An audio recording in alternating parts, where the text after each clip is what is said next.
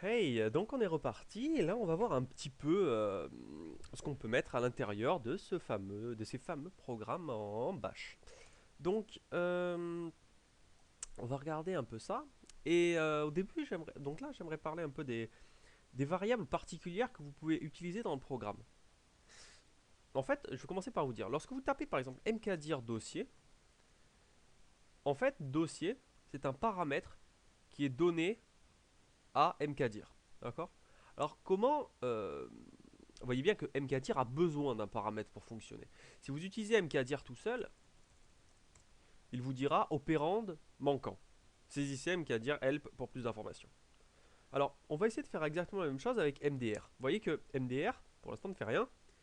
Et en fait, notre objectif, ça va être euh, de regarder un peu les variables qui existent, qui sont un peu particulières, et essayer de lui faire quelque chose s'il n'y a pas de paramètres et lui faire faire autre chose sinon. Voilà, ça sera un peu notre objectif de maintenant. Donc le premier truc qu'on va faire d'abord, c'est afficher une variable. Et cette variable, elle s'appelle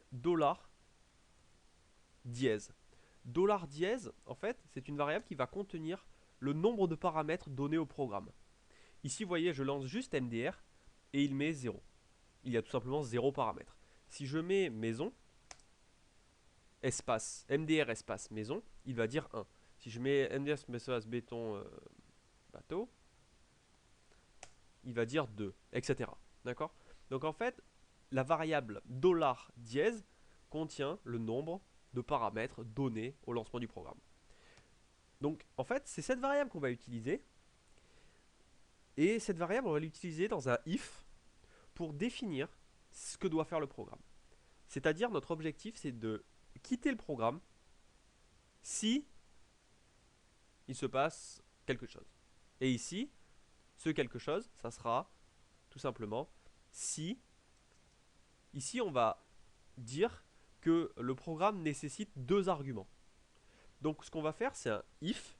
Alors la syntaxe est très particulière et à respecter à la lettre, c'est-à-dire if, espace, crochet, espace, dollar, dièse, espace, point d'exclamation égal, qui veut dire non égal à, en opposition avec double égal. Si vous avez fait un peu de C, ça devrait pas, c'est une syntaxe qui ne devrait pas vous choquer. Ça veut dire différent. Différent de quoi? Différent de 2, espace, crochet, point virgule, espace, THEN, if, then, faire quelque chose, et finir par un fi. Voilà. Donc ça c'est la syntaxe, et ici je vais mettre echo, qu'est-ce que je vais mettre deux paramètres, please. Voilà, pas d'accent. Euh, voilà, donc en gros, ça ce que ça veut dire c'est si il n'y a pas deux arguments, alors demandez deux paramètres, please. Alors on va lancer MDR. Et ici, vous voyez, si je lance MDR, il me dit deux paramètres, please. Si je mets MDR, comme on avait mis tout à l'heure, maison, il dira deux paramètres, please. Si je fais, bon, ici, je vais pas mettre des grands trucs, je vais juste mettre A et B. Voilà, MDR A et B, vous voyez que là, il se passe. Tout va bien. D'accord? Et si je mets A, B, C, il me dit deux paramètres, please. Voilà. Donc, c'est ce qu'on voulait faire. Et, euh, et là, euh, je vais par exemple mettre un else et afficher les paramètres sinon. C'est-à-dire que voilà, je veux afficher les paramètres à l'écran. C'est-à-dire ici, je vais mettre un else et ici je vais écrire tout simplement les différents paramètres. Alors moi j'ai le réflexe de mettre un point virgule, comme vous l'avez vu ici par exemple, mais ce n'est pas indispensable. D'accord? S'il n'y a qu'une seule lettre, s'il n'y a qu'une seule commande, ce n'est pas la peine. C'est pas indispensable. Bon, enfin je l'enlève et je la remettrai tout à l'heure parce que je vais faire quelque chose. Bref. Donc ici, vous avez echo, else, et je vais mettre un echo. Je vais tout simplement afficher euh, les paramètres. D'accord? Alors ici, on va mettre tout simplement, pour les paramètres sont stockés dans deux variables qui sont très faciles à retenir. C'est $1 et $2. Bien vu. Donc le premier paramètre est stocké dans $1 et le deuxième paramètre est stocké dans $2. On va voir ce que ça donne. Ça, ABC, ça donne toujours deux paramètres please, donc il ne va pas dans le else. Je mets juste A et B et il me fait un écho de ça et de ça. Voilà, bien évidemment, vous pouvez écrire 1, 2 points par exemple, et ici 2, 2 points. Voilà. Et vous verrez que l'affichage, c'est 1, 2 points, c'est A, et le 2, c'est B. Voilà. Donc, de cette manière, vous avez $1, $2, etc. Bien évidemment, $3 contient le troisième paramètre, etc. Voilà. Ensuite, vous avez aussi $0 qui lui contiendra le nom du script. Tout simplement. C'est-à-dire qu'ici, je vais mettre au début du programme, je vais rajouter, dans tous les cas, je vais l'afficher. Donc $0, voilà. Et ici, vous voyez le nom du script et son emplacement. Voilà. MDR, la blablabla. Voilà. Donc voilà un petit peu pour les variables spéciales. On avait déjà vu, je vous avais parlé de echo $point d'interrogation. Alors je vais faire un petit rappel pour ceux qui connaissent pas ou qui se rappellent pas.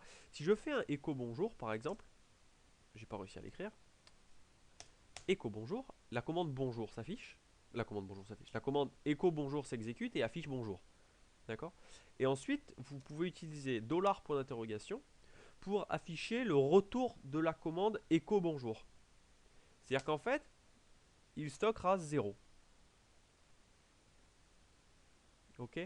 Donc en fait, 0, c'est en gros quand tout se passe bien. S'il y a une erreur, il renvoie autre chose. C'est-à-dire que ici, je vais écrire echo, par exemple, avec 2 C. Echo, bonjour. Et là, il me dit commande echo non trouvée. Vouliez-vous dire echo? Bon, il a compris que j'avais fait une erreur, mais la commande s'est mal passée. Donc, on va refaire un echo $point d'interrogation et on va regarder. Et là, le résultat, c'est 127. C'est tout simplement que la dernière commande que j'ai exécutée ne s'est pas bien passée. Donc, c'est ce principe $point d'interrogation qu'on va essayer d'utiliser un peu dans, tout simplement dans le programme pour essayer de lui faire des choses et autre chose sinon. Donc, on va en rester là. Ça, on va garder ce if et ce else et on va créer un nouveau truc. On va faire un echo. Je peux garder le même exemple. Echo bonjour. Et ici, ce que je veux faire maintenant, c'est vérifier si la commande s'est bien passée. C'est-à-dire qu'il me suffit de faire garder. Je vais faire un copier-coller pour garder la même syntaxe. Donc je garde un if tout simplement. Et ici, ce que je veux faire, je vais faire pareil, un else et un fi. Et ici, ce que je vais faire, ça va être différent, bien évidemment. Ici, c'est pas $dièse que je vais analyser, c'est $point d'interrogation. Et je vous ai dit que $point d'interrogation, ici, va être le retour de la fonction echo bonjour. C'est-à-dire que si cette commande se passe bien, ici elle devrait bien se passer, puisque je vous ai montré dans le terminal qu'elle fonctionne, et qu'elle renvoie 0. Ici, si $point d'interrogation est équivalent à 0, je vais mettre faire. Pour l'instant, on va mettre echo ça marche. Sinon, echo ça marche pas. Voilà, d'accord. Donc, on va lancer. On va essayer de récupérer notre truc là, MDR AB, parce que voilà. Et ici, vous voyez bonjour, et ici, vous voyez ça marche. D'accord. Donc, en gros, on a récupéré cet élément-là, et bien évidemment, à chaque nouvelle commande, $point d'interrogation change de valeur. D'accord. C'est-à-dire que ici, si je mets echo bonjour après, celui-là récupérera le retour de cette fonction-là, de cet appel-là. Ok. Donc, perfetto. Et donc, maintenant, on va un peu s'intéresser à ce qui se passe quand ça marche pas. Ici, vous voyez, ça marche. Maintenant, on va essayer de le faire rentrer dans le else, dans le ça marche pas. Alors pour ça, on va par exemple mettre, comme j'ai fait tout à l'heure, une erreur qui est retournée 127. Donc cette valeur-là va se retrouver à 127, et 127, c'est pas équivalent à 0, donc il va passer dans l'autre. Alors regardez ce que ça donne. Ici, vous voyez, ça marche pas. Mais juste avant, il me marque slash host mdr ligne 8 echo commande introuvable. Voilà. Donc là, il me marque ça dans le terminal, tout simplement parce que, vous devrez savoir pourquoi, mais ben, je vais le réexpliquer, tout simplement que les erreurs par défaut sont redirigées dans le terminal. Moi, ce que je vais faire justement ici, c'est de faire en sorte que s'il y a une erreur, rediriger l'erreur dans un répertoire quelconque. D'accord. Et ici, à la place de ça marche pas, je vais marquer error, deux points, et le numéro de l'erreur. Le numéro de l'erreur qui est contenu dans $, point d'interrogation. Donc, echo bonjour, je vais rediriger la sortie d'erreur vers /dev/nul. Voilà. Afin qu'il ne soit pas affiché à l'écran. On va regarder ce que ça donne. Et ici, vous voyez qu'il y a cette ligne-là qui est affichée avec cet echo $0.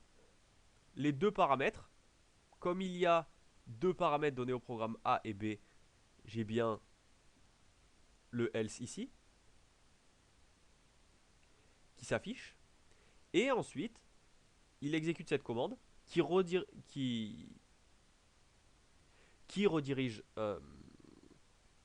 qui nous donne l'erreur 127.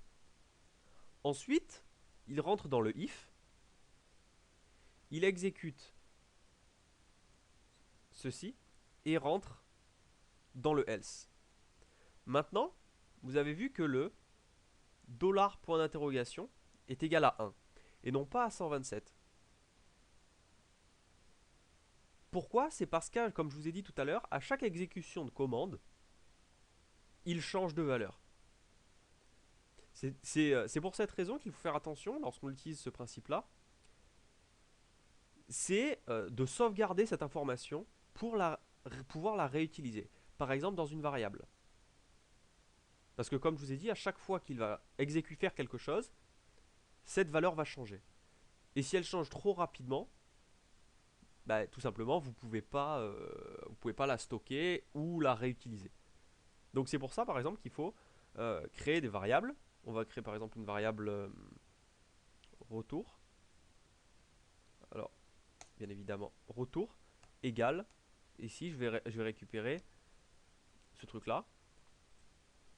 Et je vais analyser cette fois la commande retour. C'est un exemple. Hein. Retour, retour. On va regarder ce que ça donne. Et ici, vous retrouvez bien avec 127. Donc faire attention, le $point d'interrogation a un sens, mais il faut faire attention à ce sens. D'accord? Parce qu'il peut changer très rapidement, quoi, d'une ligne à l'autre. Donc, il faut bien comprendre ce qu'on fait et pas être bloqué bêtement, tout simplement. Voilà. Donc, stocker les variables quand s'il y a quelque chose que vous voulez utiliser plusieurs fois. Par exemple, une fois dans un if et ensuite dans un echo. Voilà. Donc ici, vous pouvez récupérer le retour de l'erreur. Erreur qui m'a renvoyé 127. Voilà. Euh, Ceci étant, bon, je pense que ça suffit pour cette vidéo. Euh, donc bien respecter les structures, les syntaxes. Euh, Ici par exemple j'ai mis un point virgule espace then et ici aussi. En fait ce que vous pouvez faire c'est par exemple mettre ça à la ligne. C'est-à-dire que dès que vous voyez un point virgule en fait ça vous permet de mettre euh, le contenu sur plusieurs lignes. C'est-à-dire que ça aura exactement le même résultat. D'accord?